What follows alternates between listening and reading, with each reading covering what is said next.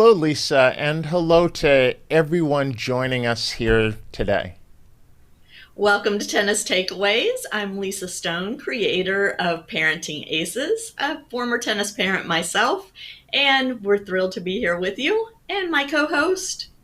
I'm Dewey Evans, and I am a performance architect working to develop online content, helping parents and players move themselves forward. I'm also a coach at the Austin Tennis Academy in Austin, Texas. Well, we've got a great show for you today. We've decided to pivot back to junior tennis. And now that there's so many tournaments coming back on the schedule, more regional play happening, we thought this would be a great opportunity to talk about what we're seeing in the junior competition arena. And Dewey has some personal experience. I'm just reading about it from the Parenting Aces community and from the coaches that I'm in contact with. So, Dewey, tell us what's going on out there. Well, competition has opened up again. Kids are starting to play. A lot of the things that we anticipated would happen are definitely happening. Play is more regional and local. And at this point in time, some kids are faring a little bit better. Some kids are letting the nerves kind of jump in and get them at this point in time. We've seen bunches of kids pulling out of tournaments midway through with injuries because they're used to playing now, but they're not used to all of the intense changes of direction and the demands on their body physically of actual competition. And we're looking at people trying to figure out, well, what is this going to be without the national events being on the schedule? So there's some USTA now. There's still a lot of UTR going away, and I think there's an opportunity to look at this to kind of change up where things are going to be. You talk to a lot more coaches in different places than I do, Lisa, every day. What are things you're hearing from other people? Well, like you said, it's a lot of regional play coming back, which interestingly, when UTR first came on the scene, that was their mission, right? Was to keep kids close to home, to compete against people in the community, and kind of that whole Wayne Bryan mindset of, first you need to be the best kid on your block, then the best kid in your neighborhood, then the best kid in your town. And then if you get to that place where you're beating everybody where you live, then you start traveling for competition, looking for things that are a little more challenging. But what's happening right now because of COVID-19 and because USTA has taken these national tournaments off the schedule, everything is being left on the USTA side to the individual sections to decide what tournaments they want to offer and the format that they're going to use. And on the UTR side, we're seeing all sorts of creativity. So I've done a couple of Facebook Lives, actually a few Facebook Lives with some different folks, different coaches. One in particular is using a format that I thought was so interesting, and that's Scott Hamback. And he's in the southern section, and he is using actually a timed format for matches. So families know exactly when their kids' match will start and the latest point at which it will end. Of course, it could end sooner than that, but if the match is still going on when that, I think it's a 2 hour mark, when that hits, you're done. Whatever the score is at that point, that's the score of the match, and then you move on. And so the goal for that was to keep things moving so that wouldn't be throngs of people hovering around the tournament desk waiting to get put on court or whatever. And everything's being done through an app, the Match Tennis app, which is growing and changing every day to accommodate these needs right now for contactless tournaments, so to speak. And he's gotten some great feedback. Of course, there are people that don't like that, but I think we all just are having to open our minds a little bit and accept the fact that tennis may not look like it has traditionally, but at the same time, we're kind of getting back to we're kind of getting back to that notion of regional play like it was when you and I were kids. Yeah, and I think you, Lisa, are more of a traditionalist than I am. I I am. think Very I much think the so. sport has been rubbish for a very long time for a lot of things, particularly for spectator view. When you and I were kids, it was exciting because there were a lot more personalities, and then we got into the whole you have to contain your emotions and do all of these things, and it kind of fell apart. A lot of things fell apart in tennis, and as I mentioned last week, I was watching, listening to, and podcast, and it might have actually been on discussion that we had not on the show, but I was listening to Noah Rubin talk about how he can't even watch a full Grand Slam tennis Yeah. match. He'll watch some of the first set and then hope that it goes into a fifth set, and he'll try to turn back on when he thinks it'll be there because most of it's just boring. And even talking about pros tanking sets in the middle of matches, going, after winning two sets and then getting down a break in the third and tanking that set and hoping to come back in the next one. There's a lot of things broken about the sport. Yeah. And I think we have a chance to get back to a place where things don't revolve around the competition. Competition is fit in as a piece to the development puzzle of how do you get someone from just beginning the game to whatever the highest place that they will be is. And I think we've gotten too much to where everything revolves around the tournaments, and unfortunately there's always a tournament. And what most people Yeah. don't realize is the reason that there is always a tournament, or initially started always being a tournament, was people would set their periodization schedules and wanting to have enough events in the calendar that wherever they were in that process, in that cycle, and they needed to jump in at some level of competition to try something that they were working on in a developmental phase, and so using in a pre-competition and then a lower level of competition, that those events were there so that they could plug them into a calendar that they were making, that maybe just had competition here as part of that module. And then you figure out where the tournaments are. All of a sudden, and I know in Texas and probably Southern section too, there's so many Oh my sectional gosh. events. Yeah. And I Multiple don't know how many tournaments there each are. And weekend. yeah, like I don't know how many. Well, they're level three. We're level threes in Southern section, so there was kind of one of them every weekend. There were designateds. I'm not sure how often there were designateds. I think when I first moved to Southern section, there were 5 designateds kind of in the Yeah. spring, and then there were 3 in the fall. And it was really for that reason that spring was gearing up for some major tournaments. So there were ones leading up to Easter Bowl, and there were ones that were leading up to the summer type things. And then the fall, there weren't as many because that was time where people were taking an assessment of where they were and making changes in their game. But I'm sure that people have added those events, more events to the calendar. I know in Texas, there is the highest level of competition is called the Super Champs, and there is a Super Champ major zone every single solitary month. And Wow. most kids feel obligated to play the Super Champ major zone every single solitary month. Well, you know, 3.5 weeks in between events isn't enough time to make any kind of significant change in your game. Mhm.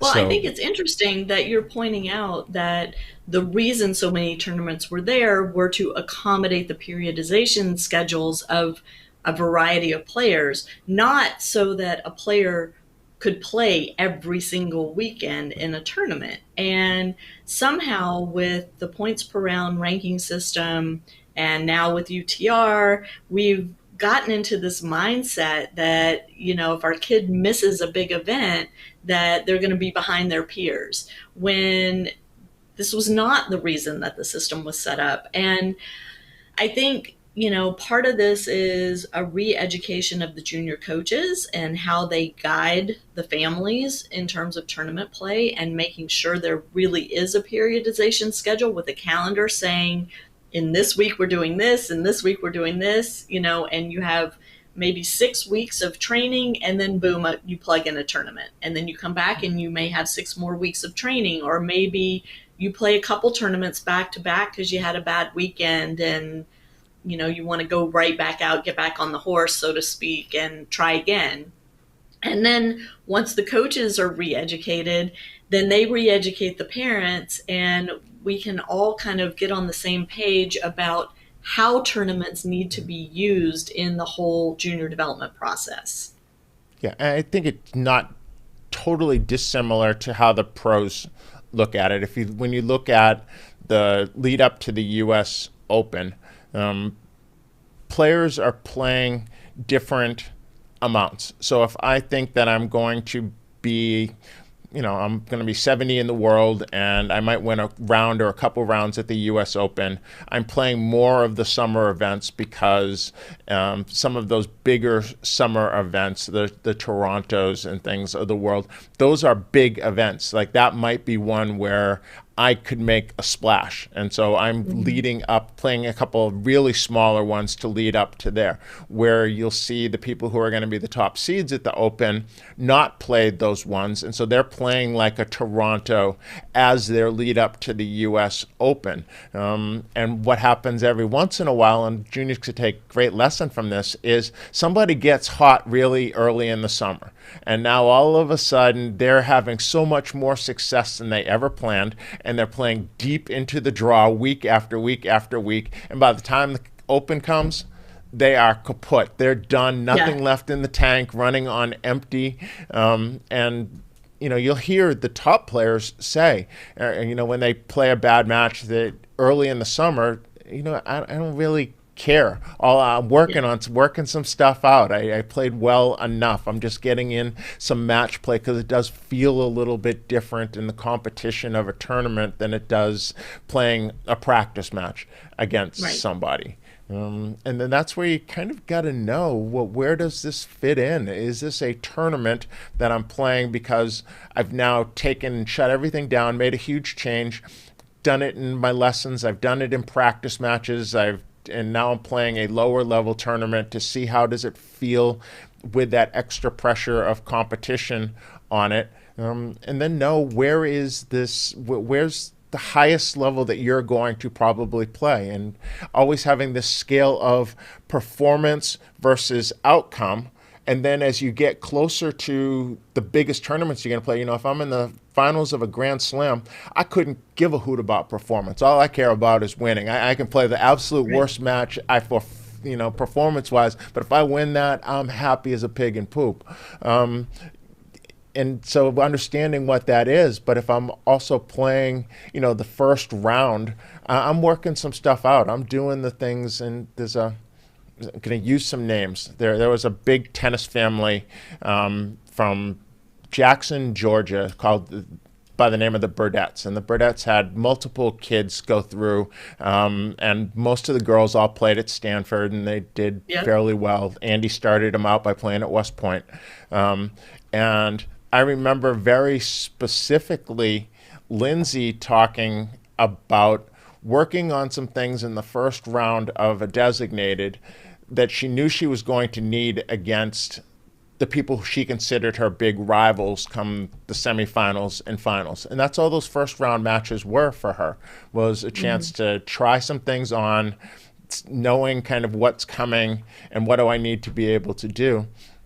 I don't see most coaches talking to players, although I have to admit I don't spend a ton of time looking at what every coach says to their players, but it doesn't seem like that's an approach that's taken by a lot of coaches at this point in time, and probably should be. Well, and this whole notion of Back to the Future, which is the title of this week's episode, when we were coming up, it wasn't unusual to go out to tennis courts and see a 14-year-old playing a 40-year-old, right? This was, you just played who was there to play. And by doing that as a junior player, you developed these nuances in your game. You developed these shots in your game that you wouldn't see when you were playing against another 14-year-old, but because you were playing somebody who maybe they didn't play as a kid, maybe they weren't taught proper strokes as, when they learned the game, they just kind of were self-taught or whatever, they picked up the game at a later age, or they like to mess around with their opponents and use all these little trick shots and slice and dice the ball. I have a very strong memory of my son playing against one of his coaches one day, and the coach was slicing and dicing him, toying with him, hitting these nasty drop shots, then lobbing over his head. And my son got so incredibly frustrated and kept saying, "Why are you doing this to me? Why are you doing this to me? This isn't how my opponents play. I'm never going to need to know this stuff in a match." And I, was sitting courtside thinking, "You're missing the point here, son. You need to pay Yeah. attention to what he's trying to teach you here." And these are the lessons that you don't get when you're traveling all over the place just seeking competition in your age group, right? And it's something that by necessity with COVID-19 and with the travel restrictions that hopefully most people are paying attention to, and the safety measures that hopefully most people are paying attention to, that you need to be staying close to home. You don't need to be getting on an airplane. You don't need to be staying in a hotel and eating in restaurants. Just stay close to home. Seek out those competitive opportunities that are there. And UTR is providing those opportunities in so many cities across the US right now. I if I were to go back 20 years, um, more than 20 years, I guess close to 30 years now. When I first moved to Georgia in 1993, they were looking to secede from the southern section. And at that point in time, had Georgia actually left southern section, they would have become the fourth largest section in the country all by themselves, and southern still would have been the largest. That's how big it is. And I thought Yeah. at that point in time, why are sections part of the USTA? Wouldn't tennis be very different if every section were its own USTA, so that people were forced to stay because it was looking more and more like the top kids were playing less and less within the Mm. section. So the only place you could find that level of competition was outside. And when I look at a place like Texas, Texas is the size of most countries in Europe, or Yeah. bigger, right? Yeah. So why, if we kept all of those people right here, and I think just heard the other day reminded me, Houston's the fourth largest city in the United States. So there's not like it's not like it's Montana, right? So huge Right. land and very few people. There's a lot of people here also, and if all of those kids stayed close to home, what would that look like? The Mm. old days of the Jack Kramer Tennis Club in L.A., where those kids were California players, were California players at that Yeah. point in time, and largely from that area.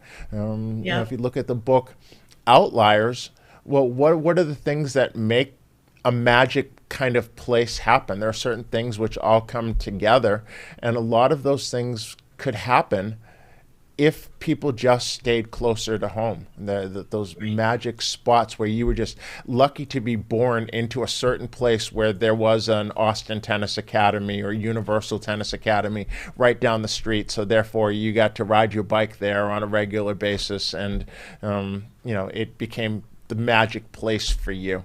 There's a lot more of that could happen, and I think the experience is so much better, right? There's so much color to it when you're doing things close to home, and the guy that's your big rival is also the guy that lives three doors down. Um, Right. that Yeah, and not only that, I mean, we haven't even talked about the financial impact of that, right?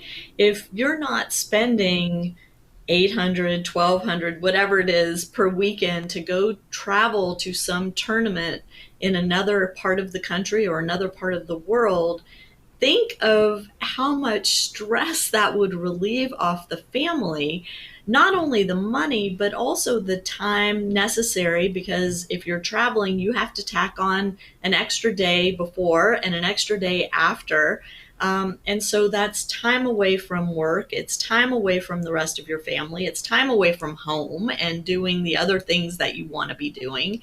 So why not keep these kids competing in their home area? And I'm already like sensing the argument that we're going to get, which is, my kid's tired of playing the same people over and over again. Well, guess what? They don't have to just play the people in their age group. They can play local college players. They can play adult players. They can play kids younger than them and, work on things in those practice matches. Yeah, and if you really think about it, that's never going to change. So if you aspire to college tennis or pro tennis, it's the same people. That you talk about someone Yeah. who's gone through and played top D1 college tennis.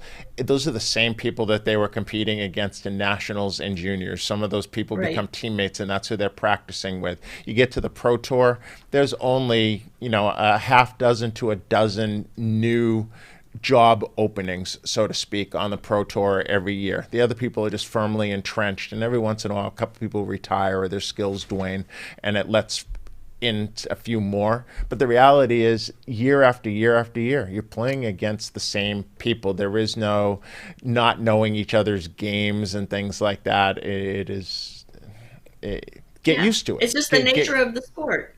Right. Yep. And what's interesting too, Dewey, I'm reading a tennis history book right now in anticipation of an interview I'm doing on Friday.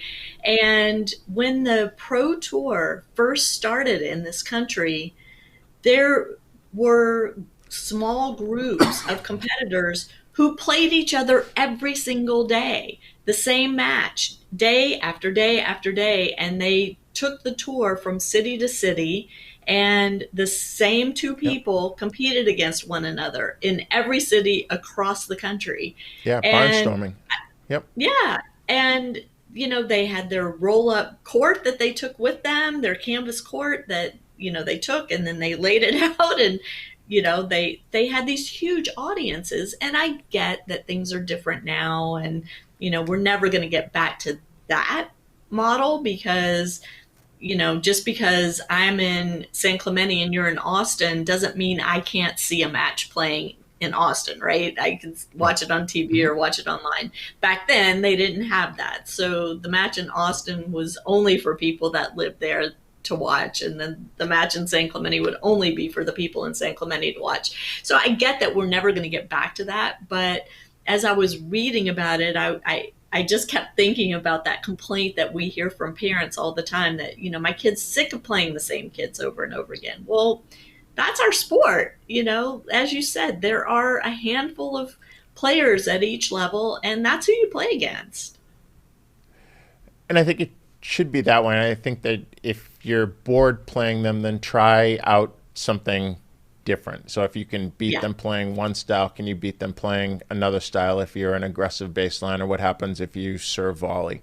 Or what happens if you play an entire tournament where you're the number one seed and you use nothing but your slice backhand, so you can't use your Yeah. two-hander at all? And what kind of additional pressure and what kind of learning can be brought forth by adding those additional little pressures on yourself.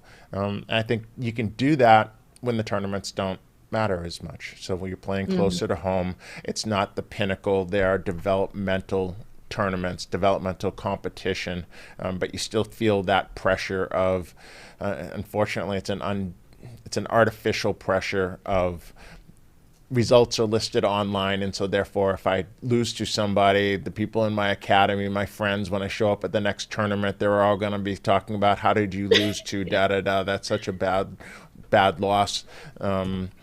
But I think back in the day there weren't really good wins and bad losses. I mean, there might have been an, oh wow, you beat that person, but when you talked about a player, it was more in the context of what their game style was and what the strengths and weaknesses were versus what their UTR number was or USTA Right. ranking. And so therefore they're higher than you, so you beat them and it was a good win, and they're below you and you lost, and so it's a bad loss.